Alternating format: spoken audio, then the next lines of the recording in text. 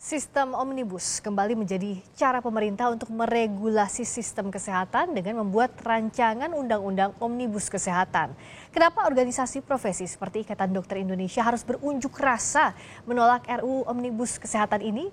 Kami bahas bersama Dr. Beni Satria, juru bicara IDI untuk RUU omnibus kesehatan, juga sudah bergabung staf ahli bidang hukum Kementerian Kesehatan Dr. Sundoyo. Selamat malam Bapak-bapak. Iya, selamat malam, Mbak.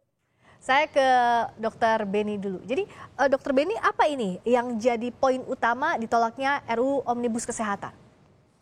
Baik, terima kasih. Kami fokus pertama alasan dasar kenapa seluruh undang-undang yang sudah sangat baik mengatur profesi seperti Undang-Undang Praktek Kedokteran 29 2004, Undang-Undang Keperawatan 38 2014, termasuk juga Undang-Undang Kebidanan 4 2019 dan Undang-Undang Tenaga Kesehatan 36 2014 termasuk Undang-Undang Rumah Sakit di 44 2009 itu pada saat disahkan dinyatakan dicabut dan tidak berlaku. Hal ini berbeda dengan pemerintah baru saja mengeluarkan dan mensahkan Undang-Undang 23 2022 yang ini mengatur tentang profesi psikolog atau praktek psikolog. Nah, bagaimana profesi kesehatan yang sudah sangat baik diatur, undang-undangnya dicabut dan dinyatakan tidak berlaku. Kemudian beberapa pasal-pasal tetap dimasukkannya pasal-pasal pemidanaan terkait tentang kesalahan dan kelalaian, padahal tidak jelas dijelaskan di dalam konsideran definisi apa yang disebut dengan kesalahan dan kelalaian. Tentu ini akan menimbulkan ketakutan dan kekhawatiran tenaga kesehatan akan diancam dengan ancaman pasal pidana sampai maksimal bahkan 10 tahun untuk keadaan darurat. Nah, kami fokus pertama perlindungan hak terhadap masyarakat serta peran organisasi profesi yang dihilangkan di dalam RUU ini, Mbak. Ya, oke. Nah, soal peran organisasi profesi ini juga kekhawatiran soal pemidanaan seperti apa, Dokter Sundoyo? Ya, baik. Terima kasih, Mbak. Selamat malam. Assalamualaikum warahmatullahi wabarakatuh. Waalaikumsalam warahmatullahi wabarakatuh. Ya, salam sejahtera bagi kita semua. Saya pikir apa yang tadi disampaikan oleh Mas Beni ini memang belum memahami rancangan undang-undang secara utuh gitu ya. Poin mananya, Dokter? Ya, yang pertama adalah terkait dengan organisasi profesi. Sebenarnya organisasi profesi ini bukan dihilangkan gitu, tetapi ini adalah memang dua hal yang berbeda ya. Organisasi profesi itu sebenarnya tetap ada gitu. Karena apa? Kalau kita mencoba melihat di dalam Undang-Undang Nomor 17 Tahun 2013 tentang organisasi kemasyarakatan, itu adalah memang diberikan wadah, diatur gitu di dalam Undang-Undang Nomor 17 Tahun 2013 itu. Siapapun boleh memberikan atau membentuk sebuah organisasi kemasyarakatan itu. Organisasi-organisasi profesi itu adalah merupakan bagian dari atau salah satu dari organisasi kemasyarakatan yang akan tunduk gitu ke sana. Ya. Persoalan organisasi profesi bidang kesehatan ini adalah sebagai mitra kesehatan, mitra Kementerian Kesehatan, iya gitu. Tapi bagaimana agar organisasi-organisasi itu tidak hanya tetap hidup sebenarnya, tetapi juga semakin profesional dan semakin luas kontribusinya ke kehidupan rakyat Indonesia itu menjadi sebuah yang penting. Ketika ini adalah nanti dikekang di dalam undang-undang gitu ya, itu malah justru tidak bagaimana pembentukan, bagaimana ini adalah dibentuk oleh kelompok tenaga kesehatan, lalu ini adalah memang untuk kepentingan anggotanya, bagaimana mereka mensejahterakan gitu ya, membina karir dari anggotanya, itu malah justru tidak terjadi. Oleh karena itu, nanti pada saat undang-undang ini disahkan, yang saat ini pembahasannya itu adalah luar biasa gitu dengan teman-teman DPR, bisa sehari itu bisa sampai 8 sampai 11 jam gitu membahas. Nanti begitu ini selesai, tentu ini akan terus didiskusikan dengan teman-teman organisasi profesi, kolegium, termasuk juga fakultas kedokteran untuk menyusun peraturan pelaksanaannya gitu. Nah, ini harus dipahami juga oleh teman-teman ya barangkali, termasuk juga Mas Beni. Nah, terkait dengan perlindungan hukum, saya ingin mencoba apa sih faktual yang ada saat ini. Kalau tadi adalah disebut bahwa yang sudah diatur dengan baik di dalam Undang-Undang Nomor 29 Tahun 2004, coba cek kembali. Tidak lebih dari 3 pasal yang bunyi perlindungan hukum. Yang pertama adalah pasal 2 misalnya di sana. di dalam pasal 2 itu dikatakan, di dalam Undang-Undang Praktek Kedokteran dikatakan bahwa praktek kedokteran dilaksanakan berdasarkan asas. Dia bicara asas. Di situ termasuk adalah perlindungan hukum gitu. Yang kedua adalah pasal 3 huruf A. Itu juga dinyatakan bahwa pengaturan praktek kedokteran ini bertujuan untuk melindungi pasien. Yang bicara persoalan hak bagi dokter atau dokter gigi itu adalah ada di pasal 50 huruf A gitu, bahwa dokter gigi itu adalah dia berhak untuk mendapatkan perlindungan hukum sepanjang dikatakan melaksanakan tugas sesuai dengan standar profesi dan standar pelayanan.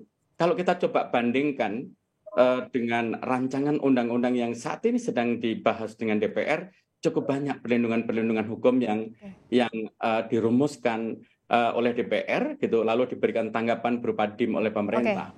Nah, gitu. Dokter Beni. Di antara misalnya. Baik, Dokter Sundoyo, sampai situ dulu tadi poinnya ditangkap. Tapi tadi dijawab oleh Dokter Sundoyo, Dokter Beni, bahwa tidak ada upaya pelemahan terhadap organisasi profesi dan dianggap justru ada poin perlindungan hukum di dalam Omnibus Kesehatan ini. Justru itu kebohongan ya. Coba kita membaca DIM di dalam yang dibuat oleh pemerintah. Dengan menghapuskannya bahasa ID adalah satu-satunya organisasi profesi untuk dokter, PDGI untuk dokter gigi yang sudah diatur di pasal 1 angka 12. Kemudian PPNI adalah Persatuan Perawat Nasional untuk perawat. Kemudian juga Bidan ada Ikatan Bidan Indonesia. Itu tidak ada disebutkan jelas di dalam RUU. Kalaupun mengacu kepada Undang-Undang 2017 yang disampaikan, seharusnya pemerintah juga mengacu kepada undang-undang yang sudah pernah ada dan disahkan. Seperti notaris, Ikatan Notaris Indonesia itu jelas disebutkan di dalam Undang-Undang Notaris nomor 2 2014 pasal 82. Kemudian Ikatan Arsitek Indonesia itu juga disebutkan sebagai satu-satunya organisasi profesi untuk arsitek. Itu jelas disebutkan pasal 1 Undang-Undang 6 2017. Termasuk juga yang baru saja disahkan Undang-Undang 23 2022 tentang psikolog. Di sana jelas disebutkan Himpunan Psikolog Indonesia itu adalah HIMSI. Justru dengan menyebutkan satu-satunya organisasi profesi, ini yang lebih memberikan perlindungan. Termasuk juga angkutan. Kebetulan Menteri Kesehatan kita angkutan.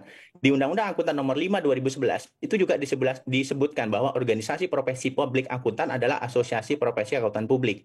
Dan bahkan angkutan publik sendiri yang di dalam Undang-Undang Angkutan Nomor 5 2011 itu diberikan kewenangan hak untuk menerbitkan dan menyelenggarakan pendidikan angkutan publik. Ini berbeda dengan pendidikan kesehatan. Dengan tidak disebutkannya, ini jelas pelemahan terhadap organisasi profesi. Kenapa pemerintah takut menyampaikan dan menyebutkan secara langsung Ikatan Dokter Indonesia untuk dokter, PDGI untuk dokter gigi agar tidak terjadi perpecahan di organisasi.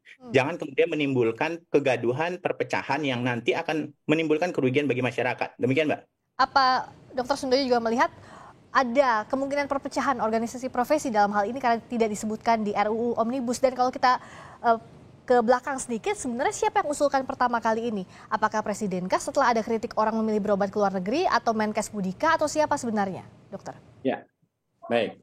Terima kasih, Mbak. Sebenarnya kalau kita coba lihat di dalam web DPR ya, bahwa rancangan undang-undang ini adalah merupakan inisiatif DPR, Mbak. Gitu. Ini adalah inisiatif DPR. Kalau Mas Beni coba lihat ya di dalam webnya DPR gitu, memang jelas di sana bahwa rancangan undang-undang kesehatan ini adalah memang inisiatif DPR gitu. Nah, yang paling penting sebenarnya adalah bahwa kita di dalam menyusun rancangan undang-undang, baik itu adalah inisiatif DPR maupun inisiatif pemerintah, itu harus tunduk kepada Undang-Undang Nomor 12 Tahun 2011 tentang pembentukan peraturan perundang-undangan yang juga diubah melalui Undang-Undang Nomor 13. Tahapan-tahapannya itu harus jelas gitu. Salah satu tahapan yang harus dilakukan itu adalah public hearing atau meaningful participation gitu. Kalau Bapak Ibu coba lihat gitu, Mas Beni coba lihat, sudah banyak dilakukan meaningful participation di dalam penyusunan di DPR gitu, di internal DPR. Paling tidak kurang dari 24 kali itu melibatkan kementerian lembaga terkait gitu, termasuk juga Kementerian Kesehatan, ada BKKBN, ada BPJS gitu, termasuk juga perkumpulan konsultan hukum medis dan kesehatan. Lalu ada organisasi profesi, ID juga diundang, PDGI juga diundang, IBI, PPNI, IAI, IAKMI itu diundang. Termasuk juga perhimpunan-perhimpunan yang lain, misalnya ada Percapmi, ada PAPI, ada asosiasi-asosiasi yang lain gitu, misalnya AIPI, ARSPI, Persi, termasuk juga forum masyarakat hukum, ini adalah diundang semua gitu. Nah, setelah semuanya itu adalah selesai, maka tanggal 15 Desember itu disahkan sebagai RUU Prolegnas Prioritas tahun 2023. Lalu tanggal 14 Februari kemarin itu disetujui oleh DPR, lalu tanggal 7 Maret itu dikirim ke pemerintah, lalu tanggal 9 itu Presiden adalah menunjuk beberapa menteri untuk membuat daftar inventarisasi masalah. Salah satunya yang ditunjuk adalah Menteri Kesehatan sebagai koordinator gitu. Menteri Kesehatan juga sudah melakukan public hearing, baik itu melalui Zoom gitu maupun dia melalui luring, dan bahkan kita siapkan web Kementerian Kesehatan untuk menampung seluruh masukan dari masyarakat. Sebagai informasi Mbak, bahwa public hearing ini tidak kurang dari 7.000 masukan, dan itu kita analisis betul. Ada beberapa yang memang kita tempatkan di dalam DIM, masuk dalam norma DIM, ada yang kita tempatkan di dalam peraturan pemerintah atau peraturan pelaksanaan nanti, gitu, misalnya, atau peraturan presiden, bahkan di dalam peraturan. Kenapa? Di dalam menyusun sebuah undang-undang itu ada pakemnya gitu. Jadi ada yang di DIM, ada yang di peraturan pelaksana begitu ya, dan sudah dilakukan public hearing. Kalau tadi kata Dr. Sundoyo, Dr. Beni, bagaimana ini? Karena sudah ada public hearing. Nah, temuan masalah yang tadi disampaikan apakah sudah dikomunikasikan dengan Kemenkes, dan apa yang ditakutkan kalau tadi disebutkan bahwa tidak ditekankan, tidak ditegaskan organisasi profesi ID dalam RUU itu? Nah, baik Mbak. Nah, ini yang ingin kami sampaikan juga. Ya, pertama kami berterima kasih dengan diadakannya public hearing oleh kementerian, termasuk kami yang mengikuti secara intens, memperhatikan di sana. Nah, mengacu kepada yang disampaikan oleh Pak Sundoyo, di Undang-Undang 13 2022, jangan lupa, bukan hak untuk didengar saja pendapatnya, tetapi harus ada 3 tahapan. Yaitu yang kedua, hak untuk dipertimbangkan pendapatnya. Kemudian juga yang ketiga, hak untuk mendapatkan penjelasan seandainya pertimbangan dan usulan masukan itu tidak diterima. Nanti kita akan buktikan bersama-sama nanti, apakah public hearing itu sifatnya hanya mendengar pendapat, atau pendapat itu benar-benar dipertimbangkan, dan kalau tidak dipertimbangkan dimasukkan di dalam pasal yang seperti disebutkan oleh Pak Sundoyo, tentu sesuai dengan Undang-Undang 13 2022, kami juga punya hak untuk mendapatkan penjelasan atas public hearing tadi. Jadi kami menginginkan public hearing itu bukan hanya sekedar mendengar atau hanya substansial seremonial saja, tetapi memang benar-benar dilakukan sesuai substansi Undang-Undang 13 2022. Baik, yang berikutnya dipantau bagaimana masukan tadi diakomodasi dalam RUU Omnibus Kesehatan yang prosesnya bergulir. Terima kasih atas waktunya staf ahli bidang hukum Kementerian Kesehatan Dr. Sundoyo. Terima kasih juga Dr. Beni sudah bergabung di Sapa Indonesia Malam. Juru bicara ID untuk RUU Omnibus Kesehatan Dr. Beni Satria. Terima kasih. Selamat malam Bapak-bapak.